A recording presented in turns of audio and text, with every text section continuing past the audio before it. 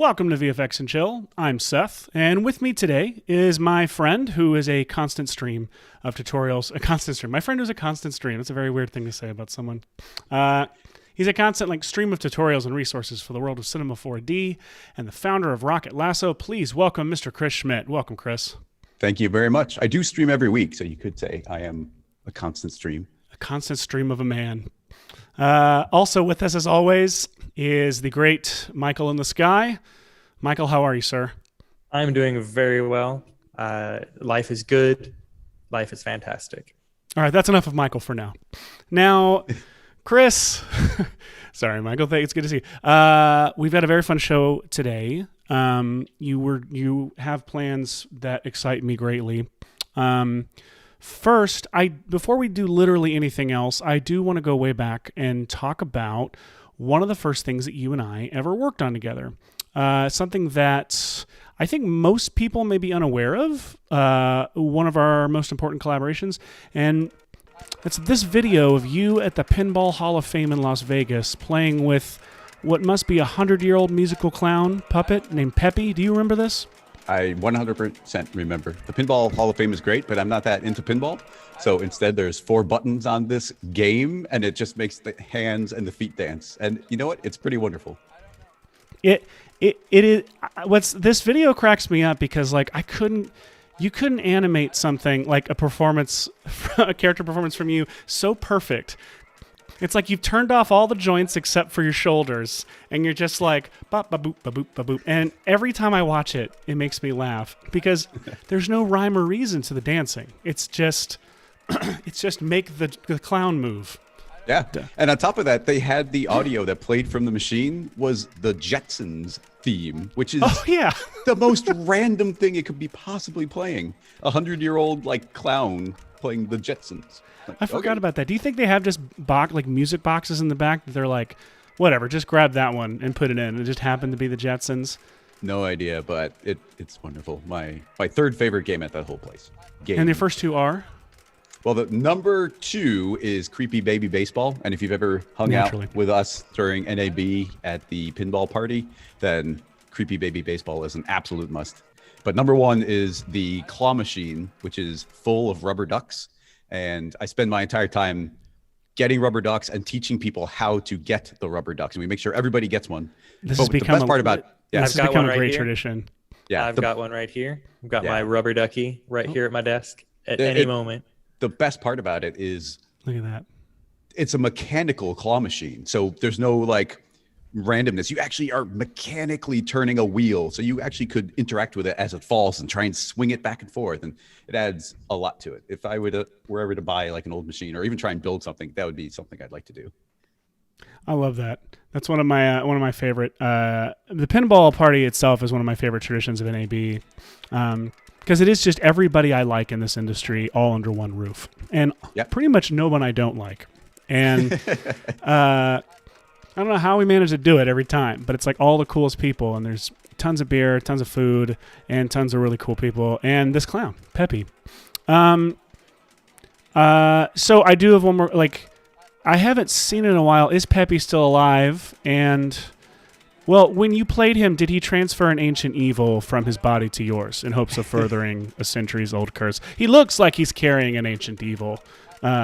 The only reason that would be back there. And it looks like the kind of machine that would be in a dark, in there and everything else is off, and then it's the only thing on. You know what I mean? Yeah, like the Zoltar machine, but it turns you into a clown. Yeah, I always assumed that's where Chris got his magical Cinema 4D skills, was the ragdoll physics transfer. Is this your origin story? Yeah, your origin story is Peppy? It can at least be the origin of the ragdoll tutorial. Let's go with that. Okay, perfect. Taught you everything. All right, that's all. I just wanted to make sure the world was aware of this video because it brings me great joy. Now, speaking of great joy, Rocket Lasso just released a brand new plugin because you do that once a week now. And this was roughly 13 seconds ago it came out, right? Yeah, this only just launched 2 days ago. You didn't even know that this was releasing before you asked me as a guest on the show, but I'm super excited. It is our second plugin in a month, and keep an eye out, everybody. We're going to have another plugin in about 3 weeks, which is just crazy turnaround time, but we're really trying to get these out the door. It should calm down after that. But this was really exciting. It's mesh to spline. The idea being you can feed in geometry and convert it to a spline, but it's a live link. So the ability to feed in animated character, create all sorts of crazy effects, extract things like rail splines from a model and let those drive like your sweeps. Or my favorite thing about it is the idea of converting to splines using a lot of different settings. It's a pretty advanced tool overall. But in third-party renderers, you can render those splines out crazy fast. So something like Redshift, which doesn't have any kind of tune shading yet, maybe in the future, but right now you can do splines, and splines render so quick. And you can render, of course, in vanilla cinema with Sketch and Tune or Hair and get nice, quick results there. Like that car animation right there at full resolution took 12 minutes to render. It was like, oh my God, it was so quick. I've mentioned the story yesterday during my stream, but I was setting it up. It's like, okay, I got to go eat dinner. I'll set up a big long render so when I come back, I can check it out. And I hit render and I turned away and I looked back and it was already done with like 3 frames. I was like, what? So I like cranked it to full res and it was still done in 12 minutes. That's insane. That's crazy. And I love these results you're showing in the promo. They're so cool. Yeah. And every result you see there are things I came up with and rendered in the last 2 weeks. Like we had very short turnaround on shipping this thing. So it was exciting and very fun to play with and very quick to render things out. And playing with splines, like unlocking the power splines, they've always been great, but now we can do so much more. So I just want to say that "Don't mesh around" is by far the best tagline for any plugin. It's right in Michael's wheelhouse. Yeah. Yep. Oh, it's so good. We allow ourselves one like cheesy line per launch. So that was the one. My brother actually came up with that. He's like, "Oh, perfect! I love it." Immediately wrote it down. Michael, could you live on just one cheesy line per launch? I don't think I could. I don't think you could either. I really don't. It's harsh. We're very matter of fact here. It's like, no, here's a thing. Here's the result you can get. But it's like, yeah, we'll do one cheesy one. I'm an all you can eat pun fay. Good God. All right. I think we actually have a clip of mesh to spline in action. Do you mind if I play the clip? Oh yeah. I don't know.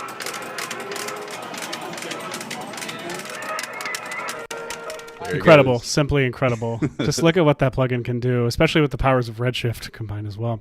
Yeah. 12 minutes to render. Chris, talk to me now. Talk Ghostbusters to me, Chris. Talk Ghostbusters straight to me. Yes, 100%. So what's this? You showed me this. Tell me what it is.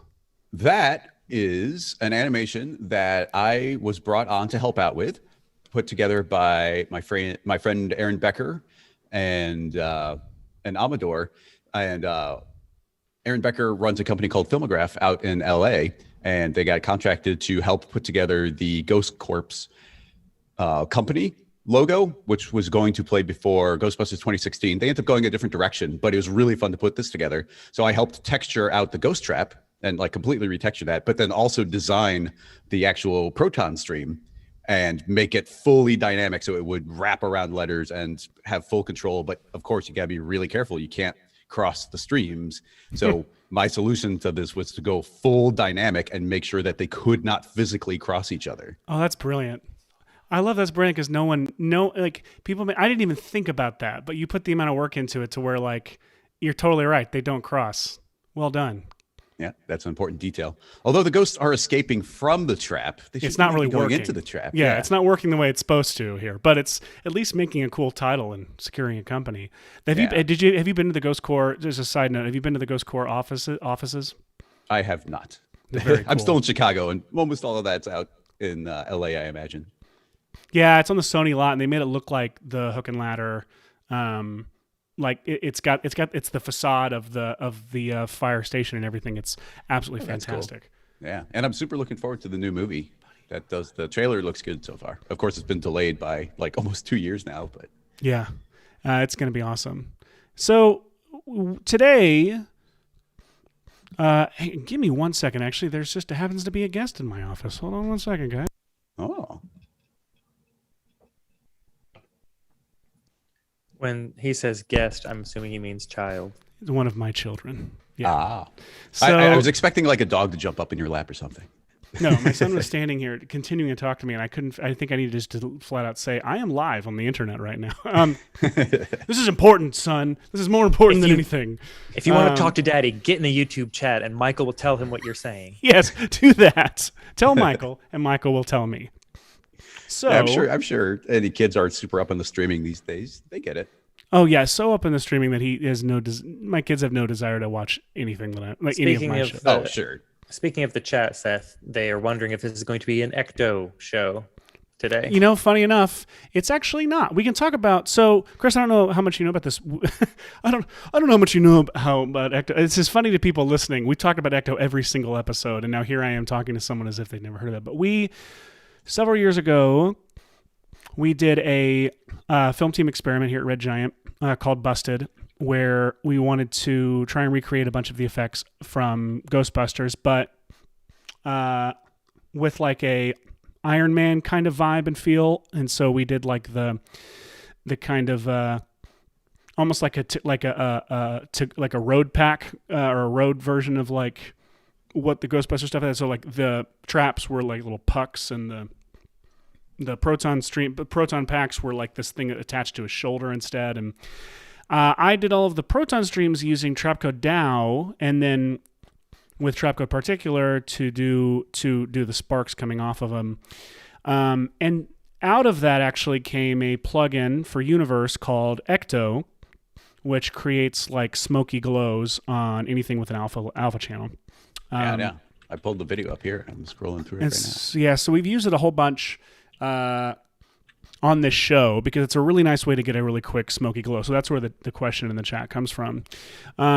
This past year I also, and I'm just saying all this so Michael can put it all in the descriptions and in the chat as well, but I, for a presentation I did at 3D Motion Show a couple months ago, I re-approached the Proton stream effects, this time using Trapcode Particular, because Particular now has flocking simulations within it. So what you're looking at is actually just a stream of particles that are all flocking to this one target point, and with some turbulence as well. And then those same iterations of Particular are duplicated and added their own individual distortion to create the difference between the core and the streams and such.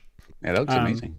It came out really cool. But so your approach, of course, is going to be through Cinema 4D, I'm assuming. Mm-hmm. Mm-hmm. So let's get started. I really want to know what you're going to do here. Yeah, totally. So just to cover it, I'm not sure, like based on the audience of VFX and chill, like how many people are very familiar with Cinema 4D, but we're going to do something a little bit fancy here. I'm going to get maybe a little more technical than we have to by using a little bit of Xpresso. It's not too much, but Xpresso will save us a lot of time and we can iterate more quickly if we go ahead with that. But let's start out as simple as we can. The thought here being we're going to build a dynamic series of objects all in a row, interconnect all of them, and then allow dynamics to drive their direction while they're all chained together. So to begin with, I will create a cube. We want to do this about real world scale. I like creating this figure and just basing things, just kind of eyeballing it based on that if we want to go real world. So the beam will be about that thick is what I'm aiming for.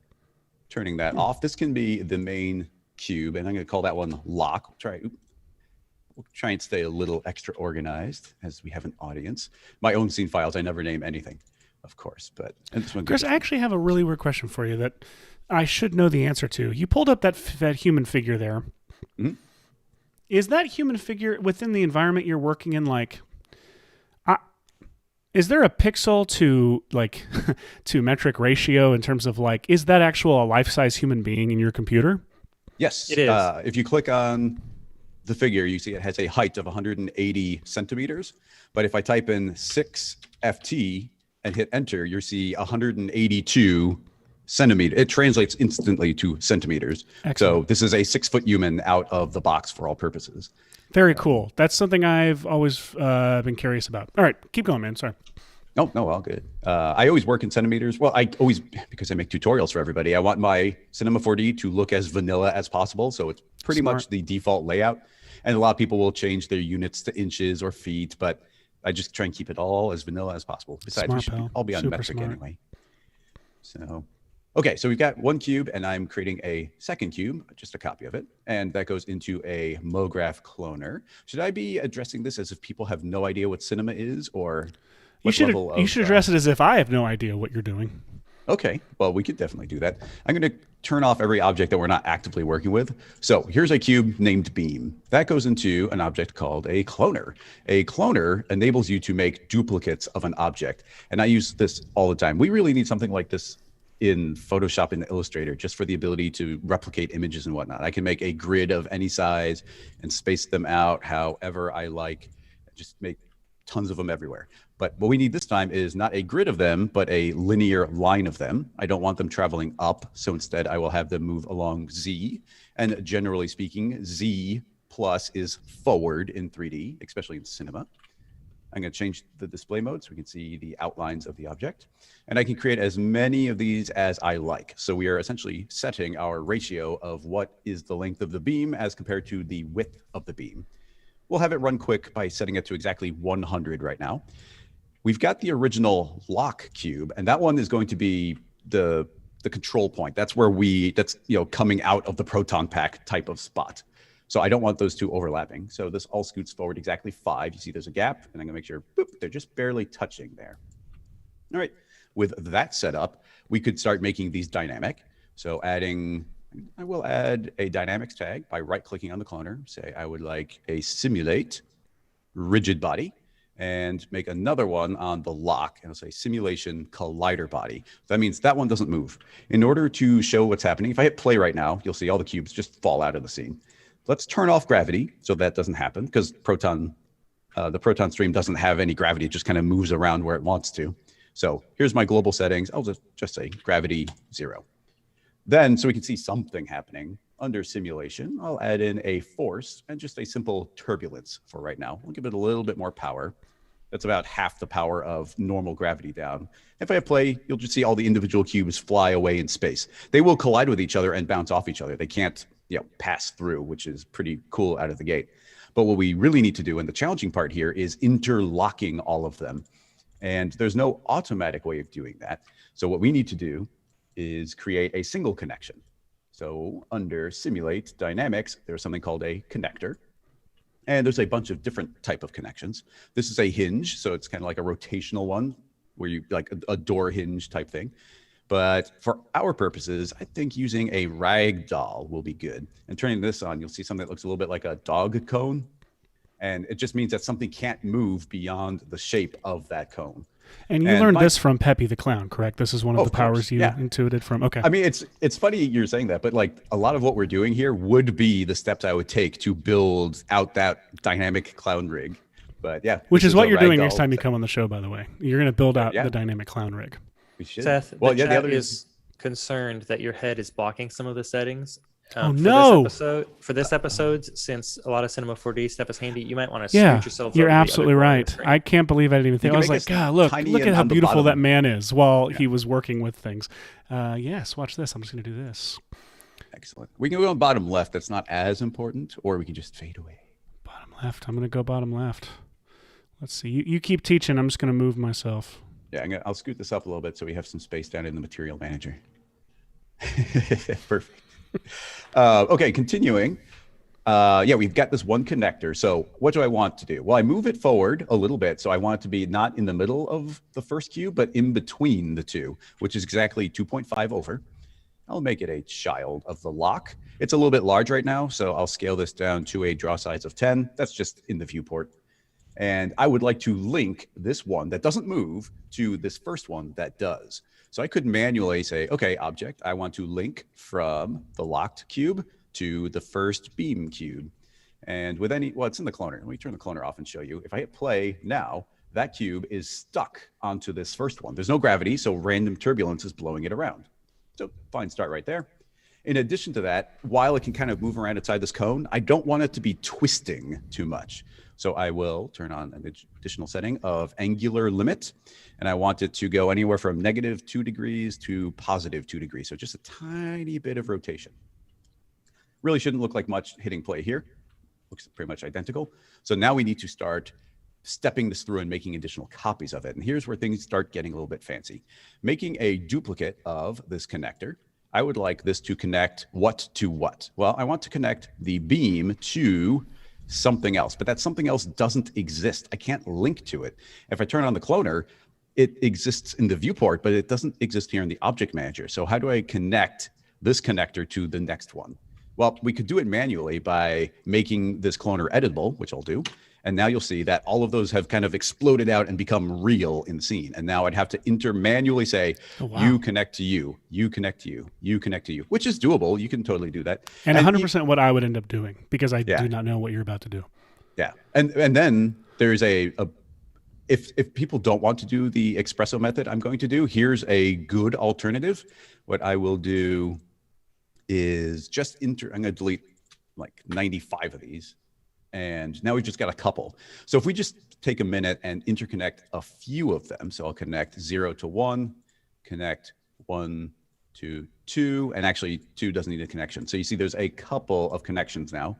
Oh, they're not quite happy with something I did. This is always a risk. Oh, there's a good chance. Yep, I forgot to scoot them forward before I made the cloner editable. So let me move those forward. Let me see how much I need to move forward.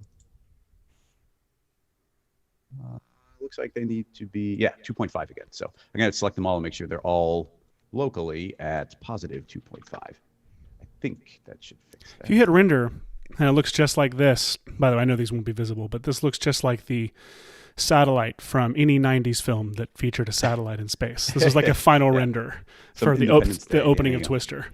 Yeah. Okay, these connections aren't terribly happy right now. So you know what we might... Let me double check. We got to get the step right. So limit from there to there, beam, and let's link that to the next object just to make sure. So is that in the correct spot? Visually, seemingly, yes. Moving this one forward 5 units, I would like to connect 0 to 1. Turn this one off. Oh, and make sure that they are dynamic. Okay, that... Yeah. Whoa. Oh, yeah. Oh, no, it is working. It's totally working. I just forgot that when I make it editable, when I made the editable, the first one has to connect to this one again. So as soon as I do that, those should now be properly linked. There we go. Okay. So now you see that we've got just we just got 3 of them connected. So instead of manually connecting 100 of them together, what you can do is say, okay, I've got 2 of them connected, copy, paste, and now scoot them forward the correct amount, and then take this and say, okay, yeah, I am 0 connected to the next one. And now the second 2 should already be connected. So I only had to make, I just have to turn off the last one. Come on, work. Yeah. So what you could do is instead of manually doing it, you can keep on doubling your work. So now I've got 4 of them, copy, paste, and now I would have 8. And I only have to interconnect that pair of them. And I could keep doubling and doubling. Gosh, it's so satisfying to watch. Can you hit play again? Let me turn this on and see if this connection works. Chance that it won't. Look at that. There we go. Woo! So wiggling around. And yeah, that's all just driven through this random turbulence. We give it a little bit of scale and it just goes super crazy. So that's the manual process. We could copy again and again and again. But for any people who are familiar with cinema, let's try and make something a bit fancier. Delete this and let's make an Xpresso rig to help us do this. Oh, and I can actually hit undo a bunch of times to get my cloner back, which is probably quite a few undos. Chris, pretend I'm just a boring old idiot from the local town. What is Xpresso? Xpresso is, and I'm going to pop it open right now, I'll do it from scratch. Let's make a null, and I'll put my cloner into said null. On the null, that's an empty folder, I can right click, and under our programming tags, we can open Xpresso. What Xpresso is a node-based visual programming language. And this has been in Cinema since version 8, which probably means this is from the year 2002 they've had this. I know nodes are all the rage these days, but Cinema had this like 17, 18 years ago. So anyway, so we're going to use this to start interlinking our objects in a more dynamic way. So here's the thought. For the After Effects audience, this is like expressions in After Effects, but much, much more visual. You can actually see how things are connected, and you don't actually have to type code. You just make the code happen. What by many linking believe nodes After together. Effects should look like. Those who have graduated beyond After Effects believe that this is the superior way to composite is through nodes. Yeah, I mean, that's definitely, I don't do a lot of compositing, but I see the appeal for sure. So like I said, we're going to build this very dynamically. I actually don't need that null. What I'm going to do is we're going to use very few nodes, but they're very powerful nodes. Searching for the word hierarchy, let's grab a hierarchy node. And that hierarchy needs a start point, and it already linked to this null. So that's our start point in the hierarchy. And then we needed to do some sort of action. And the idea here is we're going to use this visual programming language to enable ourselves to make this editable, and then it will automatically find the parts and interconnect them correctly. So that's what we're going to be building out here. Oh, wow. So now that I've made this editable, we need to tell it what are the steps it's going to do. Well, this is outputting a hierarchy of objects, a series of objects. And for that repetition, it is currently saying it's going to go down and then repeat by going next, next, next, next, next. That's what this is saying. And so once I make this editable, you'll see that we want to go down, down, and then I suppose even, yeah, down, down, and then next, next, next. So trying to keep it simple, let's say D, D, for down, down, and then it repeats going next. So it's going to essentially, this is eventually going to return a list of objects of beam 0, beam 1, beam 2. That's what it's returning. But I should probably hit undo and make sure I'm making these changes while I don't fully understand that. Should I? Down, down, next, next? Okay, so yeah, I'll do it again because this is actually pretty important and this hierarchy node is really powerful. So I have said we are starting on the null. So that's our start point. And then there is a start path parameter. So where does it begin the process? And I'm going to say, and once again, we have to imagine that this is editable because that's what we will be doing. Mm-hmm. So starting with a null, how do we get to beam 0? Well, we go down in the hierarchy and we go down in the hierarchy. So that is what start path is, down, down. And then after it's completed that the first time, it's now going to do the iteration path. And that's going to repeat again and again and again. So that means if we are currently on beam 0 and I say, what is next? Well, the connector isn't next. The connector is down because it's a child of beam. So the next object is beam 1. So as it repeats, it's going to say beam 0, 1, 2, 3. So that is what it's repeatedly outputting. Down goes down in the hierarchy and toward the child. Down goes to the children and next goes to the peer. Okay. Exactly. And there's also up and previous. But we're not now, David those. Fairchild in the chat says that you've got it wrong and it should be up, up, down, down, left, right, BA, start. I'll try it, but I'm not sure. I get that reference. Okay, I'm going to hit undo again to get back to our original setup. And we now know that this is doing the correct path down. So once that happens, you know what is going to make this a lot easier? I'm going to make a duplicate of this. So we have one to reference, but then one that we're actually going to be activating this on. So this is now going to be outputting that beam. But what do I want it to do at that point? Well, we're going to, again, I'm going to pull up a reference node. The reference node is really powerful. It's like a simpler version of the hierarchy node. So if this is now in theory outputting beam 0, and I'm going to say, yes, you are outputting beam 0. I'm going to say, well, what do I want to do? I want to go down again. I want to go to its child. So I'll just put another down in here. And what is that going to be doing? Well, it's going to now be returning this connector. So what we need is I'm going to put a duplicate connector. So here's an empty one. And I'm just going to turn it off. I'm going to call it dummy. So that's our dummy connector. It doesn't do anything. It's almost like an empty instance now because I'm dragging that directly into Xpresso, which is pretty cool that you can just drag things directly. And it is now going to become whatever is output. So essentially this is now representational of that connector. And then it'll repeat and go to the next one and repeat and go to the next one. So that's what this is a representation of all of them. So what do I want to control in all of them? Well, I want to control the object B, the second object. So that can get dragged directly as an input. And it's all of these are already referencing themselves. So I don't have to worry about object A. So what object should it be linking to? Well, we could do the same reference idea, making another duplicate of that one. Where do we start? This is outputting, and that is outputting beam 0. So when it's doing this particular iteration, I want to go to the next one. So this will just be N for next. That's now outputting whatever the next object is. That's the theory. And for the most part, that should be all that we need to do. So let's see if it worked. I'm going to delete the fake one, and here's our real one.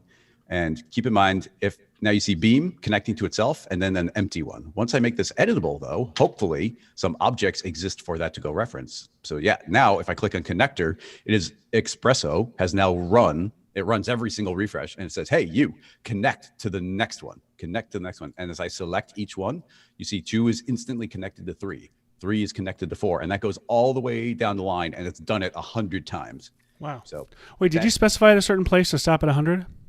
No, well, yes. Let me hit undo. It's not in the Xpresso. It is actually in the cloner. So let me close that. We don't need it right now. And forgive me if I missed 100 I clones. see, count. Yeah, right there. So yeah, the count. So we can just set this to anything we want, and that's one of the reasons why we built it this way, is because we can start out with a simple beam of 100, and then the client comes back and the client says, you know what, the beam has to be longer. It has to be more detailed. Then, that's where that comes in. You want to make this dynamic, but your ability to go back and change it later on. Oh, it's like incredibly easier. Yeah. Yeah. So yeah, that's really fun. Now you already liked the way it looked when it started twisting around. I'm going to do this wrong before we do it right. I'm going to make that editable. Perfect. And that's now the way we've I got, know. Yeah, we've got 100 of these instantly connected. If I hit play, all the same forces are still running, but it looks pretty crazy. Back. Yeah. So what's going wrong here? Well, it's not staying locked on the original one, but it is locked on the end. So let's think about that. What is happening is, by making it editable, it's kind of like I killed off that original one and it's been replaced by, what's literally a clone. So we need that to relink to the start one. But in addition to that, we also have the very end of the chain. And the end of the chain, there isn't a next one to connect to. So it's connected to nothing. So that locks it in place and it can't go anywhere. So if I were to turn that end one off, then this is now not connected to anything, and the entire thing can float away and do whatever it wants. So that's how we will eventually unlock that last one. And we could manually, I'll do it, why not? Let's keep that last one off. Will you actually leave that last one on to be able to control its target endpoint later? Or I guess I'll let you get to that part. You could, that's definitely an option, but we will not have to. Cool. But so right now we could, every time we make that editable, we could manually say, okay, connector, you go ahead and manually relink to number 0. And now that has reconnected, and that is not too much effort. You see it's now connected at the beginning. So, that wouldn't be so bad to do. But if we were so inclined, we could do a little, let me hit undo and get our hierarchy back again, or before I made it editable. Mm-hmm. And inside of Xpresso, let's just tell Xpresso to automatically do that step for us. So in this case, I will say that this connector, what's the best way to do this? Yeah, this connector, we should have it be in some relationship to this one. So by dragging in, let me do this as easy. Oops, don't delete that. Delete the node. There's a lot of ways of doing this. I'm just trying to do it in the simplest way, the cleanest way, maybe. So that lock, if we'd have to remember, here's the important thing. If I do it the way I'm about to, you'd have to remember that the lock always has to come right before the null. If you move it, it'll break. So let's just keep that in mind. If we want it to be cleaner, and maybe we do, I'll put those into a group, selecting both objects. I can hold Alt and hit G. Those have now become grouped together. And that just means it's more likely that those two will hang out near each other. Okay, so I want this connector. So I'll drag that in as the final thing that happens. What do I want to have happen? Well, I want to eventually control object B. What does it get connected to? Now it needs to automatically find the proper link in the next one. So it's also going to be my start point. So that will output itself as an object. And then we need a reference node. So I can duplicate that again and feed it in. And now temporarily, I'll make that hierarchy editable. And what's the relationship here? Well, it's starting on itself. So it needs to go up, next, down, down. So that's our steps. And I'm going to forget, but let's just say up, next, down, down. Because, yeah, exactly. I'll repeat it. Up to the lock, down, down, down. Oh, wait, I did it wrong. This is up, next, down, down. Yeah, up, next, down, down. Okay, so I'm going to copy that because I have to undo and get my cloner back. And now I can paste that back in. Okay, that's the relationship. That's what it wants to get connected to. Hopefully that works. So we should find out really easily. Let's even clear that out. If I say clear, it's actually relinking to that beam already. But if I make this editable, now there's beam 0. If I click on that connector, it is now linked to beam 0. So instead of us having to manually do it every time, it's doing it for us. Excellent. This is just a way of automating steps. So we don't need to worry about that too much.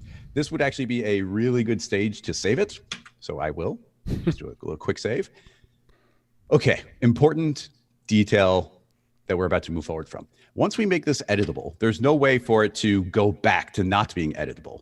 We could make a duplicate of it. We could keep on working. You could save it in a separate file and copy it back in again. But once you make it editable, there's not like a instant return state to it. If only there was some way to recall things, Chris. Yeah, I'm so reluctant always to like talk about my own plugins. But as a quick aside, this wasn't prepared, so thanks for that setup. I do have another plugin that we sell at my company, Rocket Lasso, and it's called Recall. So if I right click on any object, but I'll specifically do it on this null and say recall, it is a tag. And if I double click on that tag, you see the icon fills in. And that means it's now stored this entire hierarchy with all of the information in its current state. So if I can show you, I could go and make this cloner editable, and we can expand that, and I could start renaming things. I could delete things, and I could super mess it up. And you do a million things in your scene file, and then later you're like, oh, dang it, I have to go back and change the total count here. And if I hit play, it's going to look pretty wacky. Those are going to start floating and be broken. But instead of hitting undo, now I can just click on my recall tag, double click, and it comes back to the exact state that it used to be in, and everything relinks back. So that's rad. Yeah. So yeah, that's my little tool recall. It's called Recall, and they can get it at RocketLasso.com. Yep. Just throw your money at Chris. This isn't actually a television show, an internet show. This is a hold up. Take your money, hand all your money to Chris right now, please. Do you know what's actually really funny is even though Recall does a lot of different things, it's super useful. I mean, this whole info page and all that, but I literally wanted to make this plugin because of this exact type of problem of building a chain of objects, but being able to bring it back again if you need to make changes. But in any case, that's stored. Let's start moving forward. And I think we can move forward pretty confidently with our current setup, making that editable. The one thing we will have to do is just turn off that last one. I think that's pretty easy to do, so we won't worry about coding that in. But if I hit play now, we should have our entire joint chain. They're all wiggling around, doing their thing. Okay, let's start making this interesting. Let's start turning this into, instead of a dynamic chain of cubes, let's start turning into an actual proton stream. So right now, it's driven by turbulence. It has no scale. If I start scaling this up, you can imagine this like a giant fractal noise. Woo, so now that I've made it larger, it actually has it's like a cloud of noise. So like the different noise is animating around, and the noise will push up or push down or push in or push out. So that's what you're seeing. And if I make it really huge, you'll see that the noise is really kind of large and subtle. If you go really tiny, it's like very individualized. Like each cube is more doing its own thing. Yeah. So we can actually start using these to our advantage. But let's not do it with turbulence. Turbulence is great and everything. But in newer versions of Cinema, and for like the last 3 versions, we've got something amazing, and that is field forces. So field forces. I didn't make the drop. I'll make it for next time you're on. We'll drop a big animation that'll be like animated soldiers running at you. It'll be great. That's actually pretty good. And I mean, it is one of the best things that's been added in Cinema. It's so powerful. So under simulation, for a long time, we had things like a tractor and wind and friction, but there's like a master one now that there's no reason to almost use any of these other ones because we have field force. And all of these were nicknames that you had in high school, correct, Chris? Attractor, defector. Yeah, deflector, what else we got? Friction, gravity. Definitely. Yeah. So what do we got? We got field force. And what this is, imagine like it's a giant cloud of some sort of direction somewhere. So just to show, well, what's the best way to do it? Oh, keep it simple. I'm going to click a solid, and a solid is just a vector. It's a direction in space. So this is like X, Y, Z. So keep it simple. This is just saying point straight up. That's what it's saying. So there's a force saying point straight up, and you can see all these green lines aiming upward representing that. Now, if I hit play, we'll see the entire line start trying to travel upward because that's what we fed into it. Now I could change it to the opposite. We say -1, and now suddenly everything's getting pulled down. We can Is pull 1 the forward or maximum backward. number in this? No, we can, any number, and you'll see that these lines stretch, and now it's 100 times as powerful. So if I play, you see it get yanked apart. That's It's strength. I pulling see. so hard it breaks the chain because it pulls that. It's strength. much. It's not direct. Never mind. I'm figuring it out loud, which is what this show is for. Sorry, continue. Totally. No, this is great. I love talking. This is not intro content, but I love talking to people and showing them these things like for the first time. It's like my favorite thing to demo at like a trade show and whatnot. So let's give ourselves a goal here. We'll keep it simple to start out with. I'll just make a sphere. The sphere is what we want to go to. That's our ghost right now. I'll hit T for scale it down a bit. And that's what we want to collide with. I want to be dynamic, so right-clicking on it. I want to collide with you, Ghost. Simulation. Coming for you. Collider by, which is what's too bad is there is a collider. There's a tag called Ghost Body, but that's not what we're using. That would make it what actually the hell does turn it exist invisible. for? Yeah, it's just like a collider body, but it's invisible. But yeah, sadly not appropriate for what we're doing here. Screw you, Ghost Body. We got this sphere. So currently we said everything should, right now it's pushing up. And in fact, if I hit play, you'll see the sphere say static, but we will collide with it. Whoa! It's just by coincidence that we're colliding with it. We just happen to be going up and it's in our path. But let's say that we actually want to head towards the sphere. Inside of the field force, instead of using a solid, I will use a spherical field. And you'll see as I create it, we get these nice little dots indicating a direction. And if I want to, maybe we can visualize that pretty well. I'm going to say I want to see a lot of dots, and I want fewer X, Y, Z. On X, I'll put 0. So now I've got a 2-dimensional grid. That's a visual representation of the direction that things are traveling. And I'll make it larger. Let's say 1,000 by 1,000. Changing the dimension didn't change the field itself. It just changed the visualization of it. Yes, this is a preview, kind of being like, oh, this represents where the directions might be going. Okay. So along these lines, the spherical field, if I start moving around, you see that everything is aiming towards the center of that spherical field. So here's the plan. Let's put that spherical field as a child of the sphere. I'm going to click a Child 0 of out the button. sphere. Rated R. Reset transform. Yeah, reset transform. That's going to pop it right onto the sphere. And right now, you see it slowly loses power as it falls off. And it's not, well, it's a big sphere, but it's not that big. So let's make it like huge. I'm going to add a couple extra zeros. So boom, boom, boom. Huge sphere, like for all purposes, infinite now. And under remapping, I'm going to say, actually, you know what? Before I scale it up, here's in remapping, here is the fall off. And you see here's an inner fall off where it's full power inside that circle. And outside that circle, it's 0. I'm going to say, you know what? I want full power all the way through. And now that's full power all the way through. I'm going to say, also, you're super huge. So essentially, 0, 0, 0, 0, 0, 0. Yeah, I'm liberal with typing in the giant numbers. So that's a spherical field with equal power, but no matter where you are, it's saying pull towards this center point. So only having Like done me. that. That's what. Well, yeah, that's sheer attraction right there. What else are you gonna do? Attraction and Effector. That's going to be like a buddy cop film starring you and me. I don't know. We'll swap roles. Anyway, continue. Hitting play now. The only force affecting anything is this attraction towards the center of the sphere. So hitting play, you now see that they're not just going up, they're going towards the sphere. I'll give ourselves some more time. So I'm going to type in 999, give ourselves a bunch more frames. And now you see everything is pulling slowly, but surely. Oh, that's so cool. God, that's genius, sphere. Chris. And this is a nice clean setup. And like, I don't know if we're going Look to post at it, that! I have a link to my old tutorial, and this didn't exist back then. So we had to use a completely different method. The old method was putting a individual wind on every individual cube and saying, aim towards the sphere. But now we can do it with a single object. And it's saying, yeah, pull towards it. So that's pulling towards it. It's working really well. But we need to give these some extra characteristics. It's just everything right now blindly is going towards that direction. Well, first of all, let's make it pull quicker. So if we type this strength up to 40, that's like literally gravity power pulling towards it. So it's going to be really strong. You see all those lines and go quicker. But now if I play, you see gets sucked to it really quick. But I want there to be, I don't want it to look more controlled. So under our dynamics tag, which is automatically filtering down to all those cube children, selecting selecting, I can go to, well, we got a lot of different settings in here, but under forces, a good one for us right now would be adding some drag. It's like some aerodynamics where there's actual resistance for it moving through the air. Yeah. So if I push this up, a little bit goes a long way. So I'm going to type in 20.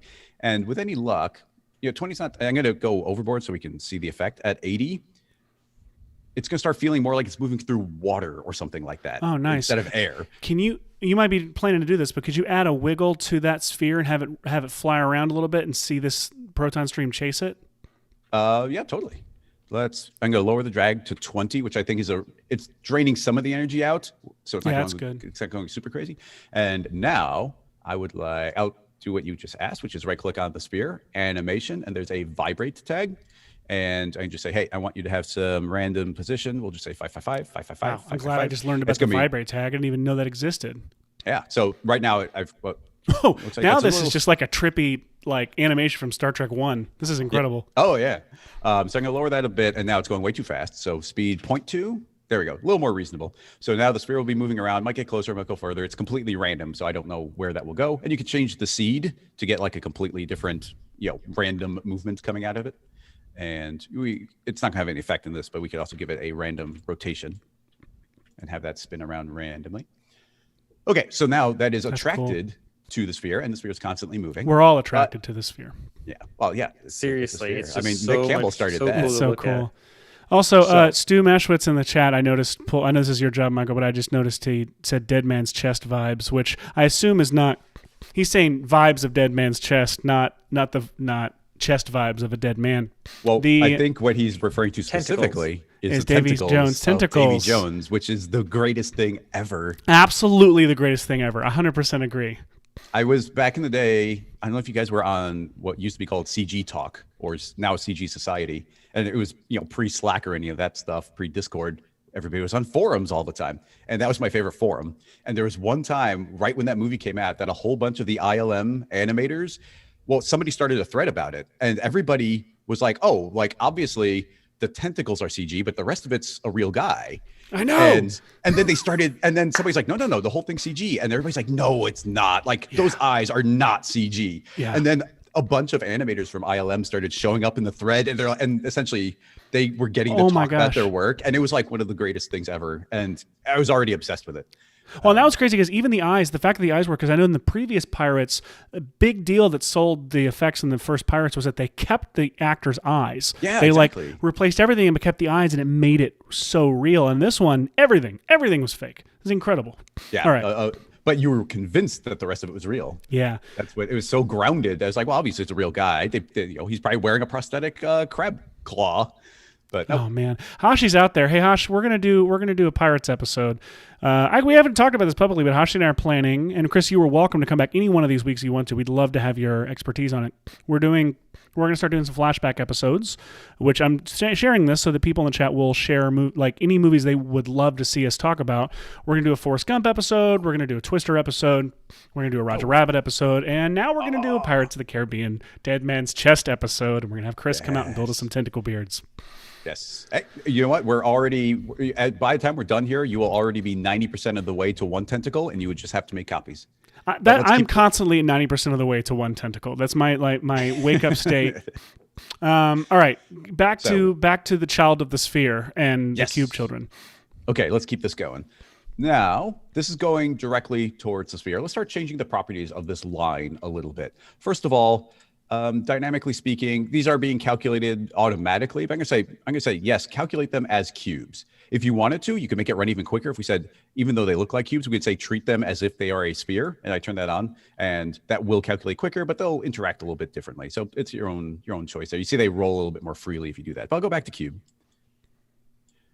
And now that is done, let's start.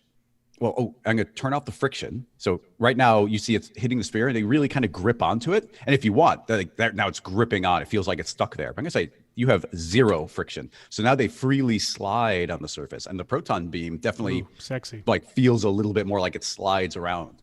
Okay, now that's happened, let's push this even further. This is very sensual to watch. I'm not going to lie. It's going to get worse or better.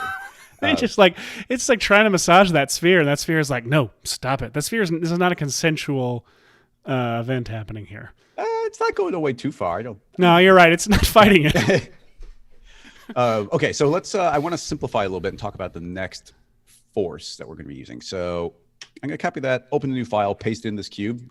Oh, it didn't bring the dynamics. I got to copy the. I'm going to copy the tag on there. copy that, undo, new file, paste. Okay, just a single cube in a new scene. Throwing that into a cloner, and we'll make not too many. Let's do 9 by 9 and make them, let's say 15 apart. Okay, now you see I got this whole grid of them. Turning off gravity. Of the cubes versus Child of the Sphere.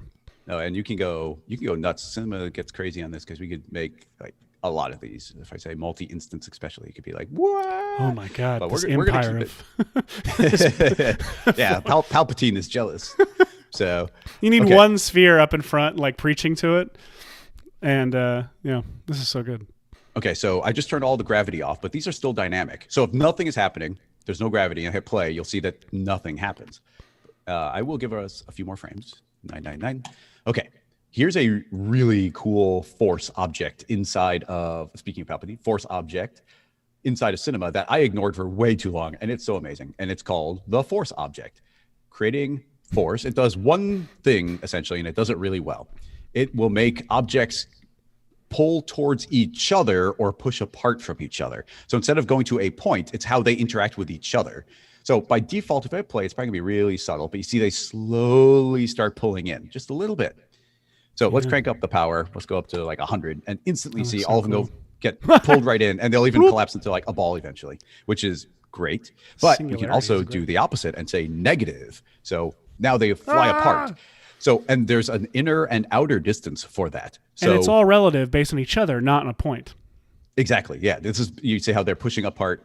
Yeah. Relative to each other. And if, right now, actually, there's drag on there. So you see, as soon as they get the proper distance away, they start losing their energy and slowing down as their energy gets drained out because there's an inner and outer distance. So if we made those really small, if I made this like 5 and 15, they're not even in range of that, so nothing happens. And as we begin adding that in, they will slowly, they do fall asleep. So, okay. Yeah. So you see they slowly push apart. So that's the concept. So now that you kind of see what that does as far as individual cubes are concerned, let's go back into our main file and create that again. Simulation, dynamics, force. And what do we want this to do? Well, the beam shouldn't cross over itself. Now, right now, it kind of isn't anyway. When you see the final line, it won't. But let's stop these from getting too close to each other. So again, I'm going to put a pretty strong force in there, -111, and we'll leave everything default and start tweaking after that. But hitting play, you still see it's still getting pulled towards the sphere, but let's check it out. Look, it didn't all clump up in one spot this time. Do you see how it's like avoiding itself? Yeah. Now, we got to start like, there's a lot of push and pulling here. We're just making this up as we go. So let's make everything get pulled to the sphere like way stronger. So let's crank the power of that up to, I don't even know, let's say 200. So 4 times as powerful. That's starting to get in the way visually. So I'm going to... That right there is the coolest looking thing. Yeah, there's a little cross section of direction. It goes a long way. Temporarily, though, that's going to be turned off. So we just focus on that. It's 4 times as powerful. Disco sci-fi. Back in the 70s when all sci-fi looked like a disco club. It's so cool.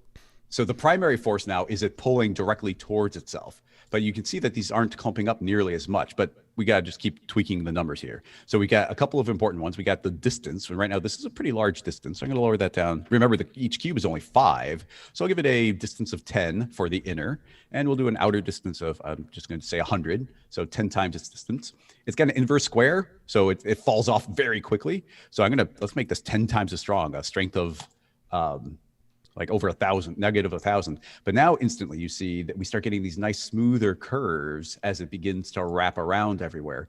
And yeah, it really just turns into a combination of what the distances are and what the strength is on the entire overall object. Yeah, if I keep up, there we go. If I increase it just enough, they're really fighting each other. That's and they don't want to get that near. Then it's not caressing it. It's like it's trapping it the way the ghosts are always trapped with that. There's air between the streams and the ghost. Exactly. Chris, from the chat, they're asking how this force differs from the push apart effector.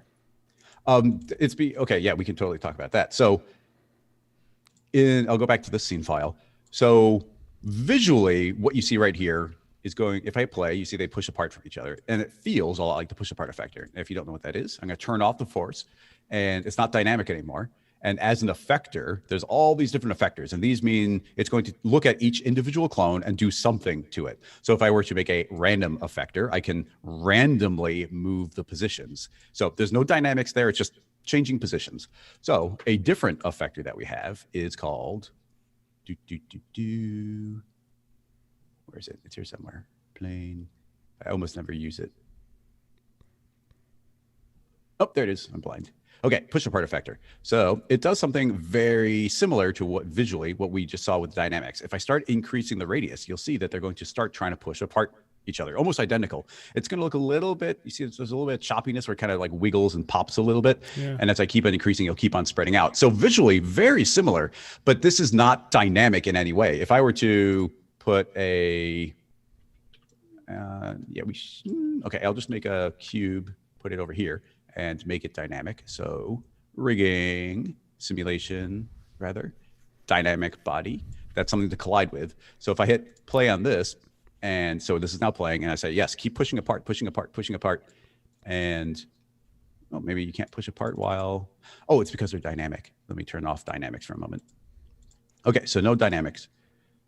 Push apart, reset to 5. Okay, so even if I hit play, if I start increasing this radius, those will just pass right through the cube. They don't care. The cube doesn't matter. It doesn't matter that they're dynamic. Now, if we get rid of push apart, and instead I just say, okay, this is actually all about those forces and dynamic object, then it's not a mathematical calculation that, how do I explain this? It's a very technical thing that's going on. With the push apart, it's detecting everything within a distance and saying, hey, push apart from me. But with dynamics, if we're looking at another one, it's more like, oh, I'm blowing a wind on you. Here's a wind coming from the direction of me. So push away from me. And with that being dynamic, if I hit play now, then these will, if it's strong enough, it should go, I'll make it stronger. Boop. It's going to push that wind, and then boop, you see those start colliding with the cube, and they can't get past it now because they are fully dynamic. And like a push apart doesn't have an attraction either. And the cubes, even if it did, they would just pass right through each other. But this is our fully dynamic method. Very nice. Okie dokie. Excellent answer. To Proton stream. Good question.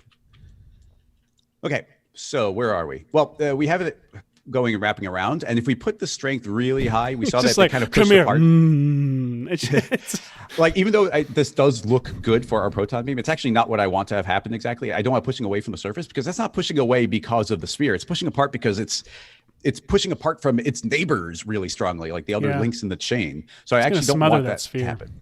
So let's get back here, sphere. Okay, so that is wrapping around nicely. Let's start getting a little motion going on there. So turning back on the field force visual, we've got all this crazy explosion. I will say don't display the vector length. So now it doesn't show the power, it just shows the direction. All right. But it still has the power. It's still got the power. The power. Yep. If we add in, so currently it's just that spherical field attracting it to a particular spot, but we can start layering up additional field objects. So adding in a random field. The random field is now, let me show you. It is layering up on top somehow. I'm going to turn it on. It's its only thing. Now it's set to normal. And you see that there is now a random direction everywhere. It is, again, imagine a big cloud of noise. And that cloud of noise right now is really small. So we don't really see any uniformity. If I start cranking up the scale of this slowly as I go, there, you see a pattern suddenly go from randomness to, we can now feel a bit of a pattern in there. So now we actually have a size of noise. And I always like to scale something up until it's like, okay, we can see the noise. And now you could make an intelligent decision of like, I want it to be half of that amount. But if you're in that world of being really tiny, you don't know if you're several orders of magnitude too small from what you want to be. That's fascinating, because I would expect to scale down and find the patterns, but it's interesting that you scaling up found the patterns. And even different render engines will treat it. Sometimes smaller means bigger, and sometimes bigger means bigger. In this case, I like bigger meaning bigger, like the cloud gets bigger, so we see the cloud represented. But it's the opposite in a lot of software. But yeah, so now there's a random noise. And I would like to point out, it's not tiling, it's just that you're able to see more of a distinct pattern. Yes, so, exactly. Let me show you. Because when it's smaller, it just looks like static because the differences are so close to each other. When you get it bigger. Yes. Exactly. Yeah. If I go really big, you can start seeing like very clean Hey, Michael, is Ant-Man in the comments? I'm seeing a Scott Lang, and that's Ant-Man, right? And the public knows he's Ant-Man? Yep. This is Ant-Man with an E, so it's more like Anti-Man. Oh, Anti-Man. Okay. Let me know when Aunt-Man shows up. I would love to meet her. All right. Sorry, Chris. My job is to derail you. Your job is to work, and my job is to stop you at all costs. You're doing an excellent job of it. Thank you. But anyway, yeah, this is a big noise pattern, just like you might see if you did like what's it called in like After Effects and Photoshop, like just a fractal noise. Well, clouds in Photoshop and it's a piece of crap. Fractal noise in After Effects, which is wonderful. Yeah. But you can imagine that type of thing. And we have a lot of different types of noise in cinema. Like look at this giant list of them. And you can't see it in that drop down, but if I were to make a material and load in a noise, then you get this really nifty, it's gonna be kind of tiny on the screen, and let me make sure it's above our heads. But these are all different noise patterns in there, and these are mathematical noises that exist in 3-dimensional space. But not only that, those noises can be animated, just like in After Effects. So let's give this an animation speed. And I kind of want to not see it dynamic, but I'll just let it go. Right now, I'm just looking at the pattern. If I hit play, because I added some animation speed, you see the pattern slowly changing over time. And now we can see that represented in the beam here in our Proton stream as it's moving around this constantly shifting cloud of noise. So that gives us some nice random direction. Back into the field force, let's combine that with our spherical field. So let's say that adds on top of it and then turn the spherical field back on again. So now it gets attracted to the sphere, but it also has randomness pushing it in different directions. Those combine on top of each other. So that's whipping around a lot. I think I want to slow down even more. So let's do a little more. And there's a lot of, at this point, we're going to be doing a lot of push and pull, like a little more force, a little less gravity, that type of thing. So it's so funny to me. The second it grabs its target, it's like, you're mine now, and just rubbing it. I mean, that's what the Proton streams do. I know. I never looked at it with Seth through such, through those sensual eyes, perspective. Yeah. Well, when the ghost is like struggling to get out, you don't get that vibe, but yeah, it's true. Here you do. So yeah, well, I'm actually going to stop it from wiggling right now because it's a slightly, it's stopping me from knowing how well the noise is letting this wrap around. So let's do that again. Okay, so now we can see this wiggling around, doing its thing. Let's tweak the forces a bit. What I'm thinking, it's really strong right now. It's got an inner distance. I want to shrink the distance overall. Maybe even shrink that one.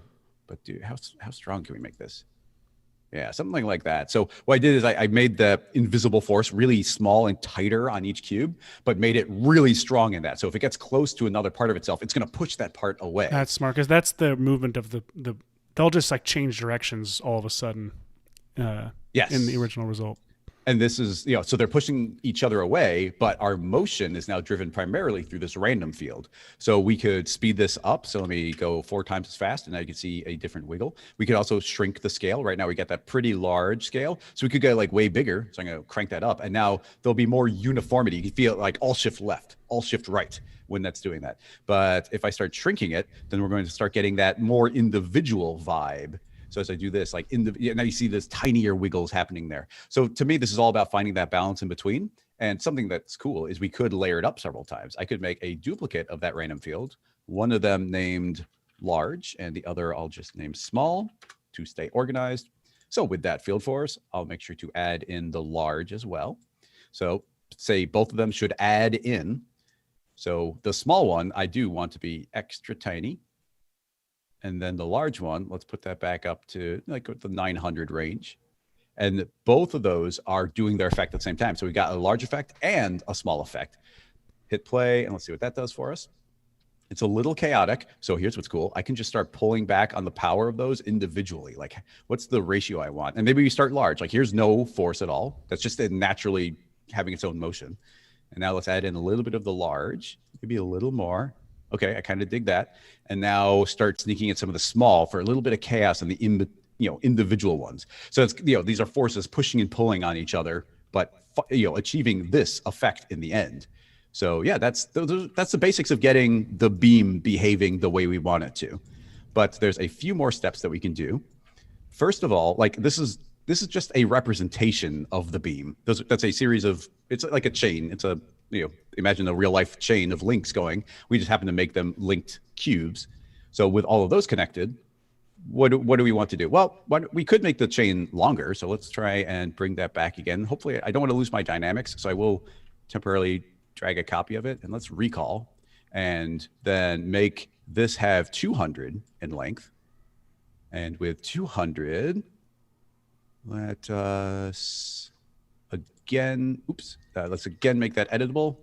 And then I will copy my newer dynamics tag on there because that's the one thing I didn't want to lose.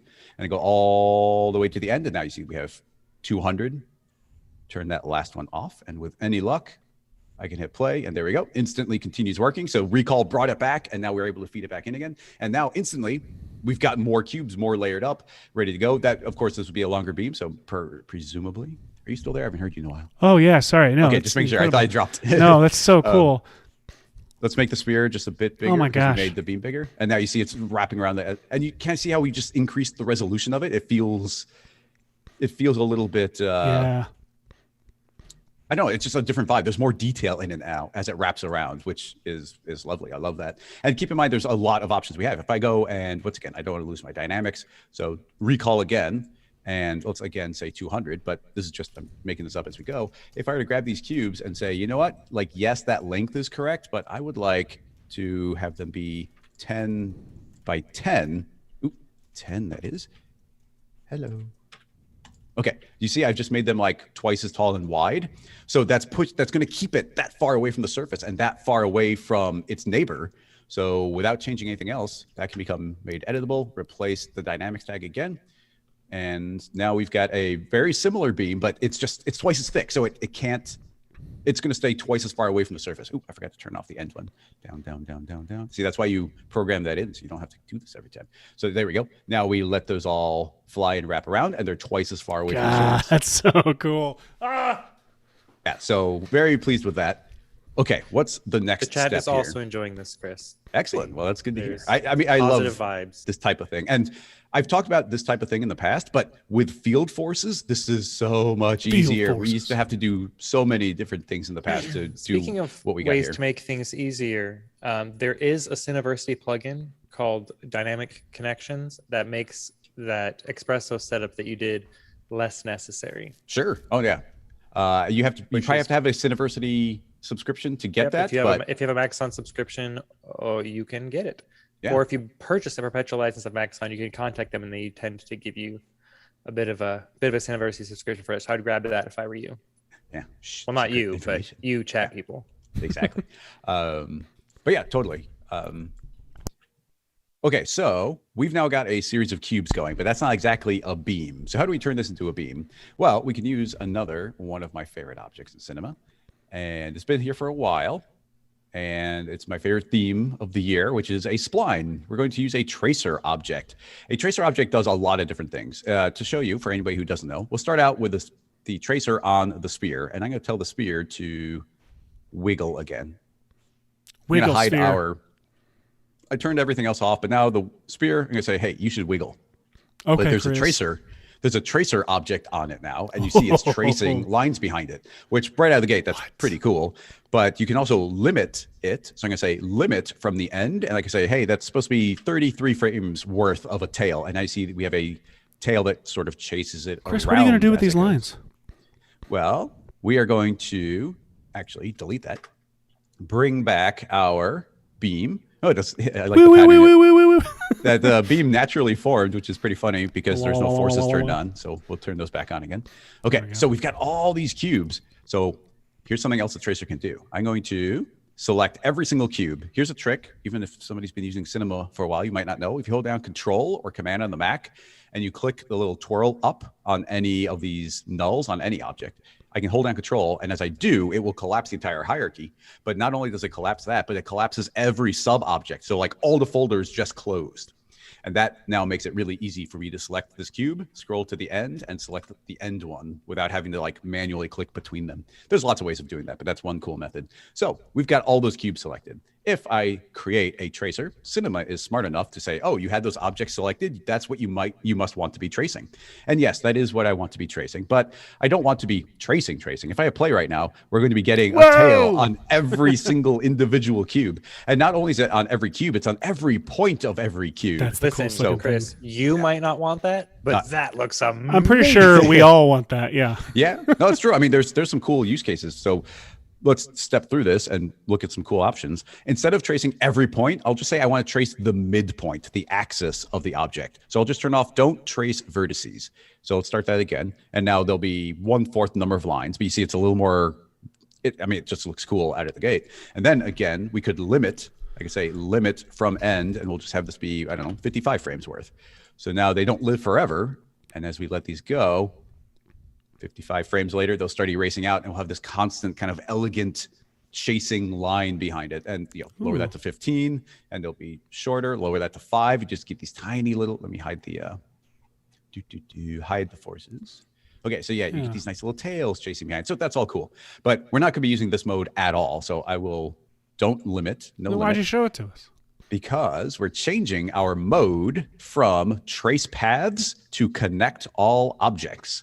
And the instant I do, it kind of looks like it disappeared, but it didn't. It's hiding perfectly in between every cube, because what it's done is it interconnected every single one of them. So now we've got interconnected lines, and that is now a live spline that we could do anything we want with. And a spline, the most obvious thing here to do would be throw that into a sweep, and into that sweep. So that sweep needs 2 objects. So that's spline in what a is sweep. the path so that's it's going to? In a blank. Yeah, so right now it's like that's the path it wants to travel around. But what's the shape that's going to travel this shape? Well, let's keep it simple. We could do a circle, but I always like making an end side, because an end side is just essentially a circle that we type in exactly the number of sides that we want. So this is a good tip, because if you've got a big scene, a circle tends to have way more geometry than you really way more geometry than you need in a sweep. Whereas the end side gives you a lot. It's a lot easier to control. You can control the points that a circular spline gives you, but as Chris says, the end side just it's way quicker and way easier. Yes. Oh, thank you guys. I didn't know. As a way of never throw a circle in a sweep. Yeah, as a way of that's what my dad always said growing up, and I never understood it, how to apply it until now. Thanks, Dad. So this end side comes in with 6 sides, and you see very controllable. But I could also say I want wrapped around 20, that ball.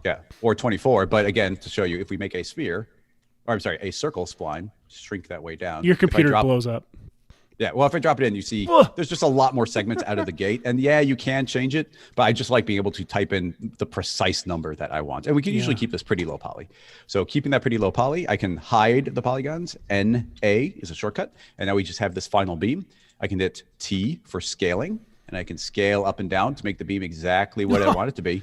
And as long as we scale this down a bit, those cubes are colliding with the surface of the sphere. But the beam is small enough that it could never get there, because it's at the center of each cube. So cool. Hitting play now, we've got the beam wrapping around, doing its own crazy thing, trying to stay around, but never touching. And it can't touch each other because those cubes couldn't pass through one another. I think the beam is looking a little thin, but yeah. Let's I kind of want to fatten all this stuff up, but let's just make a larger beam. I think that's fine. Now, we're still on the core. I'm curious how you're going to do the bolts, the blue bolts that wrap around the orange core. Yes, that's a good question, and I'm a little concerned about that, but let's see if we can figure it out. I didn't get to test this all the way through. So, do I spend some time explaining the problem? Okay. This is a tracer. The tracer is showing a line, and that line looks great. It's a singular line. And even if I put in that sweep, like the sweep looks great. But what you don't know is that this sweep is randomly twisting around. Now, if we're coloring this something solid, it doesn't matter. It can twist and spin however you want. But you imagine that you've got like this tube, like it's a big straw, but the straw might be spinning like on the circle direction. So it's a little hard to illustrate here. But if we try and feed a different... It may be like doing this and we don't know it because it's a smooth...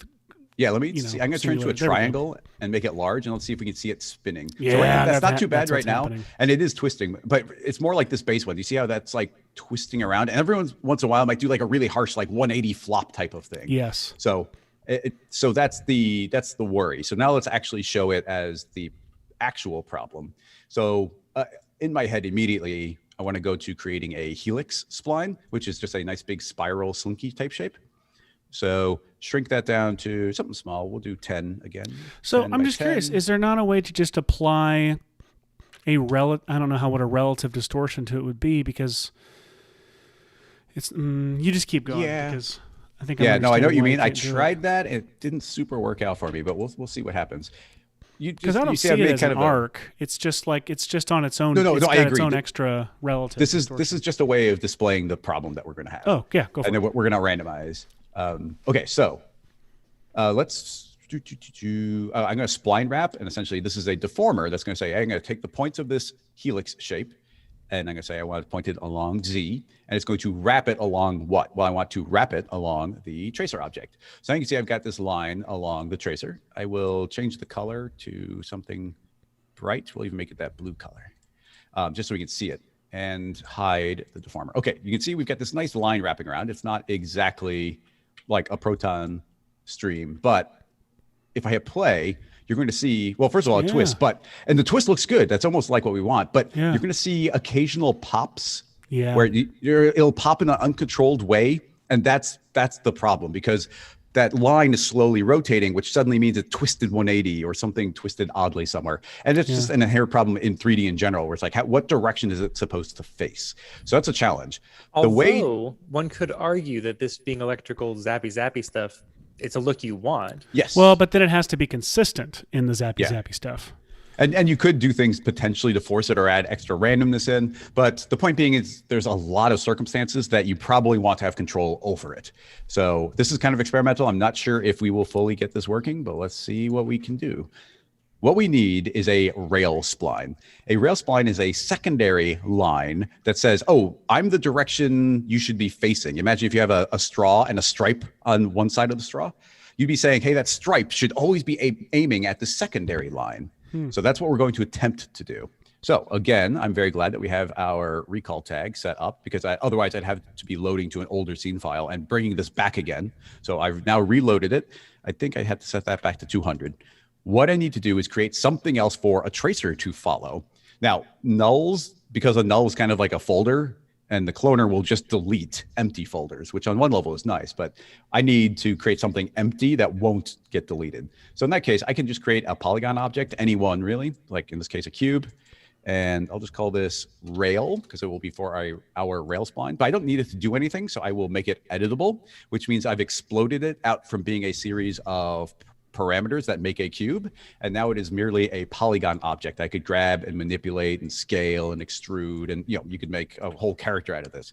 But in this case, I made it editable, so I can select all of those polygons and delete them all. So now it's an empty polygon object, but that will successfully get copied. So dragging, go back to object mode. I will drag that as a child of the beam. So it's going to go everywhere that individual beam goes. I shall reset its PSR, so it zeroes out. It's now in the exact same location. And let me visualize this better. Okay, so I've now got essentially an empty point in space, and I just want to move this up into the air a little bit. So I'll move it 5 units above the main cube. Now, technically, that is still a polygon object, which means it's going to attempt to become dynamic, and I don't want it to be. So what I can do is copy this dynamics tag directly onto it, and then say, actually, you are not enabled. And now it gets ignored as that one filters down to all so the it just gets ignored by being unenabled. Yeah, like local trumps global. So like as you step up to a parent, the parent will look down and be like, oh, the child already has a tag, so it can use its own. Can we make shirts that say local trumps global and just let people interpret whatever it means? Don't tweet that. I feel like it probably means something I don't want it to. Anyway, continue. Yeah, maybe.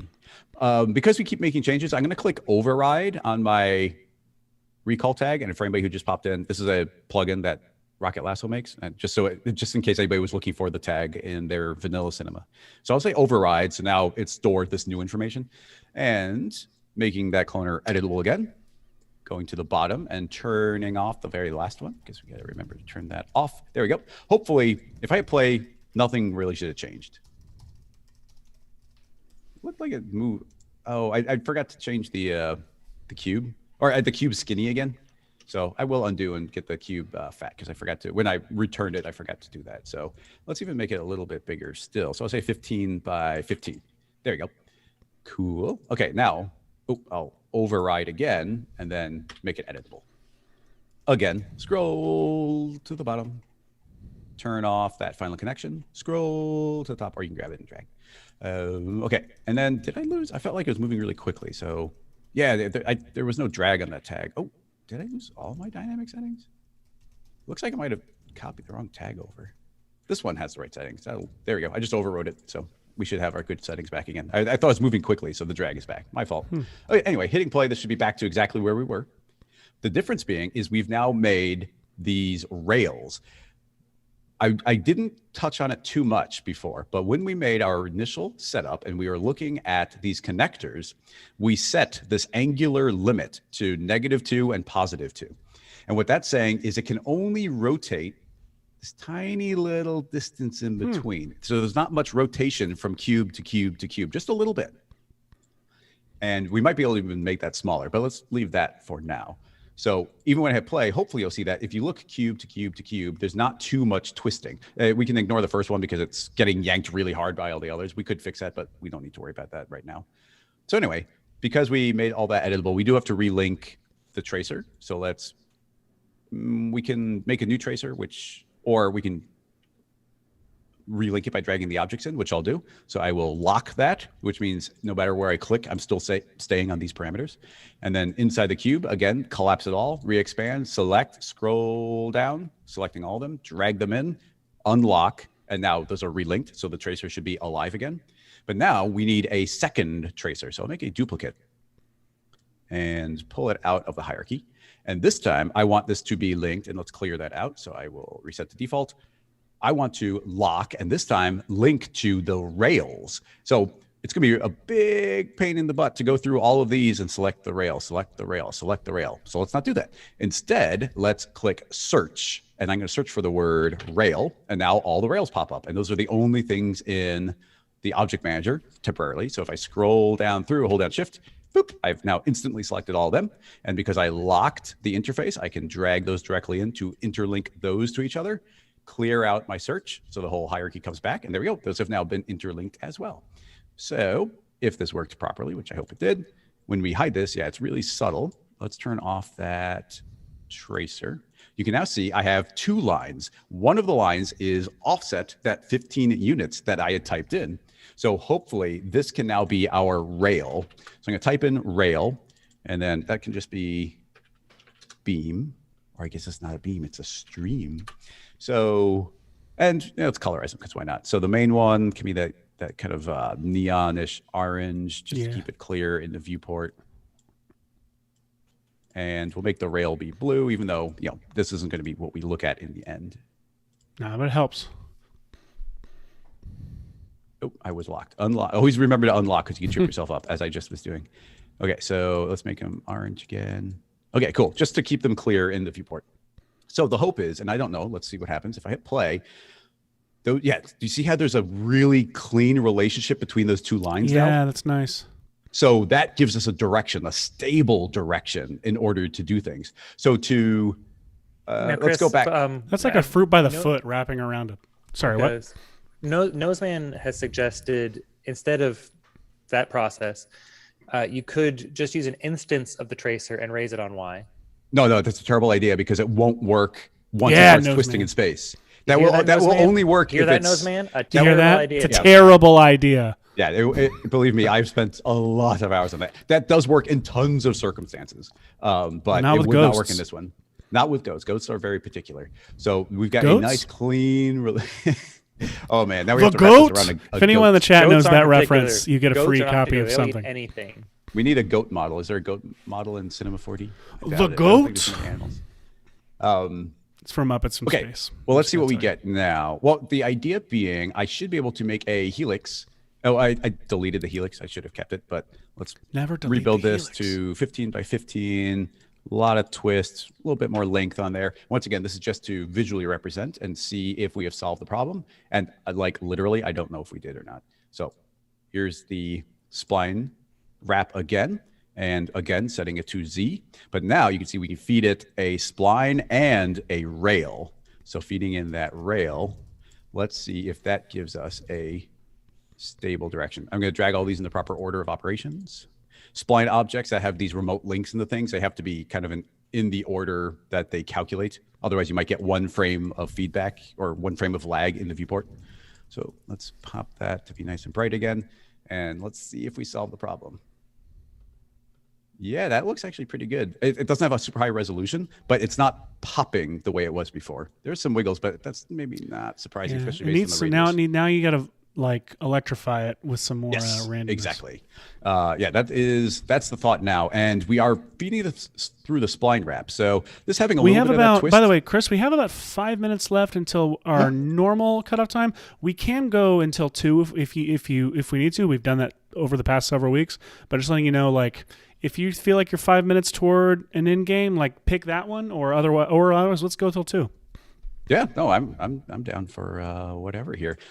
Okay, now we've got, let's make that radius like really small so there's just like a little bit of wiggle on it. And now let's try displacing it. I'm going to displace it kind of early on. So making a random, I can drag that in and that will calculate before the spline wrap. Now, normally this is an effector for things like cloners, but you can set it to deformation point mode.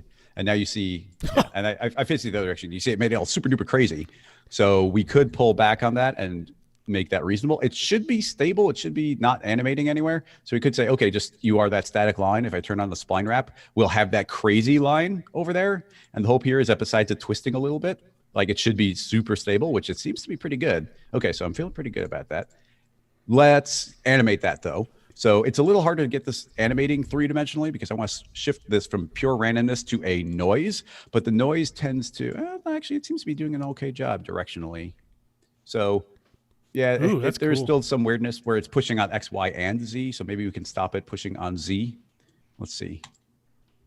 And then the scale is super important. So let's start increasing our scale. It's a little jagged for Ghostbusters, but it's still it's a little sharp. I mean, yeah, but it just goes to I don't like deforming things in this way. So let's try a slightly modified version, which is instead of deforming this in 2 dimensions, I'm going to only deform it in 1 at a time. So based on the direction of the effector, I would like to deform only up and down. That's the idea.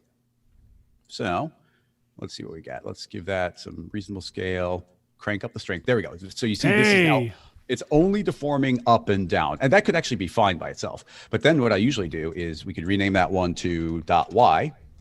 And even right now, just watch, it is going to move with it. I don't want it to move, so let's temporarily turn off the spline wrap.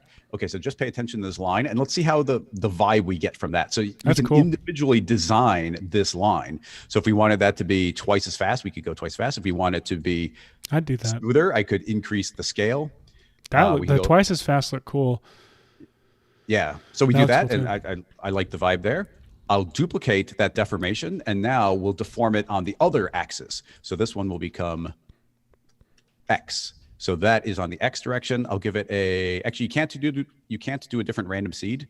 So I could move it in space, but I'll just change the speed a little bit and the scale a little bit, just so they're not identical. Yeah. And now instead of deforming on Y, we'll deform the same amount on X. Yes, on X. So now we have 2 different deformations, one up, one on X, and that gives us a fully 3-dimensional line, which again, if I play here, you see is stable and doing its own thing. So now we say, okay, cool. Now that that's happening, let's do the spline wrap. The one input that might change the bounding box, which is a little hard to explain. But if we go to bounding box, that's the box that is kind of drawing around the entire thing and saying that is what gets swept around. It's going to be constantly growing and shrinking and growing and shrinking because the line is. So I'm going to say actually fix the bounding box. So now it doesn't change over time. But that should hopefully just make it stable. And yeah, now we've got that line that is going to be doing its crazy wiggling on top of everything else. And that is something that can be swept or duplicated or made faster, more staticky. Can we lock the beginning of it? The first one? Because it looks like it's, well, I guess it's not too wild. It just looks like if you try to attach that to a Proton pack, it would... Yes. I'd follow. Okay, yeah, totally. So, yeah. Sorry, not start in a time sense, in a... Yeah, you mean so you want this coming directly from like the stream. I mean, you could probably fade it and get away with it, but totally. Well, that's what we're going to do. We could do a spherical field, which is really straightforward. I'll make a single spherical field, which is fed into both of them, and you see it's now the only place getting this effect at all is the beginning point. You're going to suck it all in right there. Yeah, but now we can say invert, and now it doesn't apply in the beginning; it only applies later on. That's great. So you did it. And that doesn't everything else we just reactivate it, and now you see it fades off there. And you could fade this out like super over distance by it looks like it will do this, but we probably have to turn it on and off to do a refresh, and you'll fade out over space as it goes. So yeah, that is now stuck to the beginning. That should be wrapping around. We could visually hide that rail spline because it's not actually looks like it's not doing anything. You know what? It doesn't look like it's doing anything. Maybe it's not live there. Let me think. Is it happening before the randoms are happening? Does it need to happen after? Should be. No, I mean it happens here. Oh yeah. It's properly there, but then it's when it's getting wrapped around. Maybe is it affected? Maybe it's backwards. Maybe it's on the other end. Maybe that. Yeah. Look, I think that tip is fading out, so I have it backwards. We have to be on the opposite end. Weird. So I think if I say axis Z minus. There we go. It was just spun backwards. Thanks for catching that. I didn't even notice. Yeah, that looks so good, dude. Now look at that. We that's so fade good. it out. Yeah, that is awesome. And if we scale this up, look, see if I scale it down, that's the wiggle starts earlier, and we can increase this and it's going to slowly fade out along the line as we go, so it can get crazier near the end. Complete control over that as a part of the rig. Did you put that field in the Y and X randomness? Yes, I had both selected when I created it, so it got fed in simultaneously to both of them. So in spite of it looking like it's only under Y, there's a remote link into it on X as well. So yeah, so that is wiggling around. Let's activate that original sweep to get the main beam. Let's just make a incredibly simple material. And that's the name of my production company. Incredibly simple material. Let's see, no highlight, but I think maybe some color can still stay in there. I gotta look at some reference. It's kind of like somewhere between an orange and a pink, but yeah, one might call that red, I think. Yeah, well, it'd just be red, but it's definitely not red. It might kind of be shifting between them, but in any case. No, it's not red. You know what? I can pull up reference, can't I? But that'd take too much time. We all know what it looked like. Why look at reference? Yeah. Do it from memory. It always works. That's what I do. I do think it's more orangey. I don't know why I'm yelling. Sorry, this is a live stream. These people can hear me through my mic. But yeah, so now we got the main beam. We got the second blue little electrical zapper. Oh, make that blue more deep blue rather than like the teal that it is. I feel like it's I feel like these original beams were like a much more simplified. What is that? Oh, colors. Could be helix. wrong. There we go.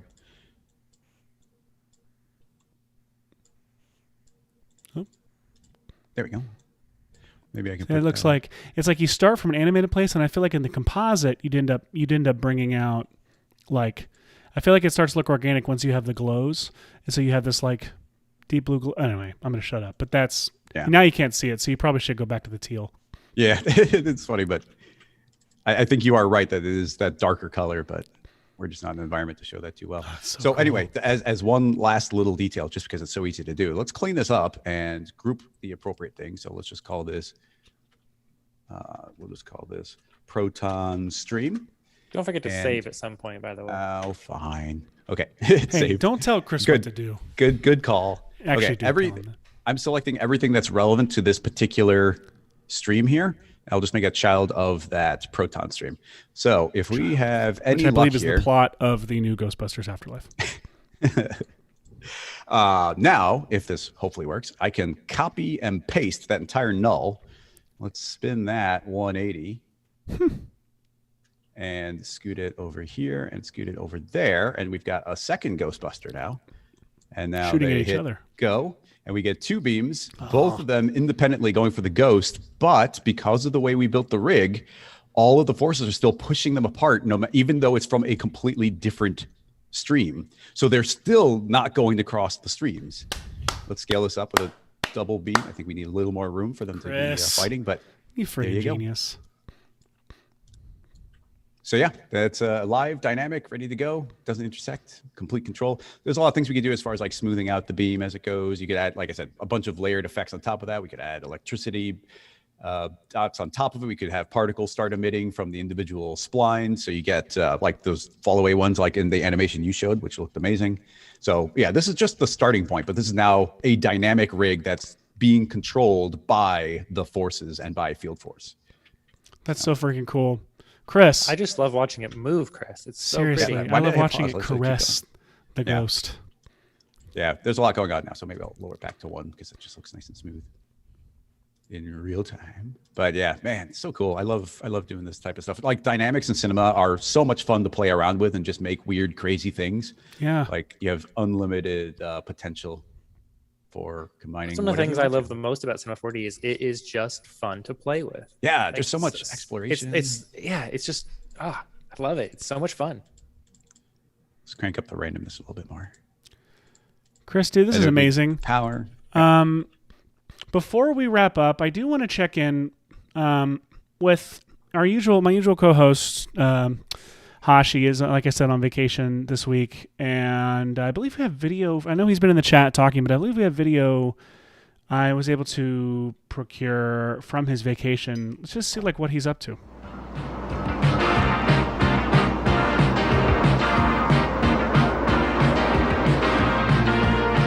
I'm so excited. I cannot just wait. Did you hear him do something? Stop it. I will lose control when I stick out like it. I'm so excited. Okay, you're a married man, Hashi. That really isn't appropriate. So, Chris, I would have bet money that you're going to pull up the baby, the dancing clown again. Oh yeah, I really should have. God, that would have been so good. I should have. No, that was content to where Phil there we personified over the course of several tutorials and weeks. But I realized I hope someone out there was watching this and who the hell is that guy in the car? That makes absolutely no sense. Hey, Chris, Bobby from the chat is wondering why we're not using mesh to spline in this rig. Well, once we made that first beam, you'd still need the rail spline, so we could have done it. There's places we could sneak it in here, but we were running out of time. But I will say, now you brought the topic back up again, today is the last day of the launch sale, and there is a $10 off coupon. So if anybody's interested, I got to look up the coupon code, though. Give me a second. Yeah, stay off my screen for a moment. Okay. You're good. I'm on the video. So when you go to checkout on Gumroad, if you use discount code, no, not that one, countdown10, one word, countdown10, do all caps, and it's $10 off, and that will only be through today. Is the 10 a word or a number? A number. I don't know if I could paste this. Countdown 10. I'll try. Awesome. So yeah, thanks everybody, and thanks you guys for having me on. Chris, dude, thank you for being on the show. This was literally one of my favorite episodes we've done. I learned an absolute ton because, as I've said before, every time I open up Cinema 4D and need to use it for something, I relearn it so fast. There it is in the chat, countdown 10. I relearn it so fast because Cinema 4D, so much of that is intuitive, and then I finish the project and then I forget everything I learned. And I do sympathize. I have to go back and watch one of your tutorials or any other tutorials that are out there and have to figure, and I relearn, that's how I do this. That's how I do that. So this was one of those. I now feel like I can go do this. And by next week, I'll be like, can we bring Chris back in so I can make the Proton stream? Is there anything you want to, we've hyped your new product. You've got another product coming up soon, RocketLasso.com. Where else can people find you on social? It's at Rocket Lasso on all the things, on Instagram, on Twitter. So I don't regularly post, but it's all useful stuff. I don't try and spam with any weird things. I don't post Very often. useful. There's also a newsletter you can find. Oh, and the big thing is I have a Slack channel. And if you're a person who likes helping people, asking questions, there's weekly and monthly challenges where people do different topics. There's group projects sometimes, people just help each other. So if you would like to be part of that community, you can also find that by going to RocketLasso.com. It's just a Slack channel where everybody, I post links, we do stuff. I run my betas for the software out of that. And then of course I do my weekly live stream. So every Wednesday I do a 2-hour live stream at 2:00 Central Time, which would be what time on the West Coast? 2 o'clock before 12 would be 12 o'clock. At noon. Yeah. So for 2 hours every Wednesday, I just take questions live from the chat, and usually we get to do 4 or 5 questions. People ask about cool, weird techniques, and we just tackle them live and try and figure them out, which is always a lot of fun. That's awesome. So. Chris, thank you for being here. Everybody, please go throw all your money at Chris. And all of your eyes at Rocket Lasso, and tune in next week to find out how Hashi's vacation went. And again, if you have any recommendations or suggestions or requests for visual effects that we can do on the show, or classic movies for us to do in any of our classic VFX episodes that we have planned for the future, please leave them in the chat or find us all on social media. But the most important thing is have an absolutely excellent weekend. We love you guys. Chris, thanks again for being here. We'll see you next time. Thanks so much.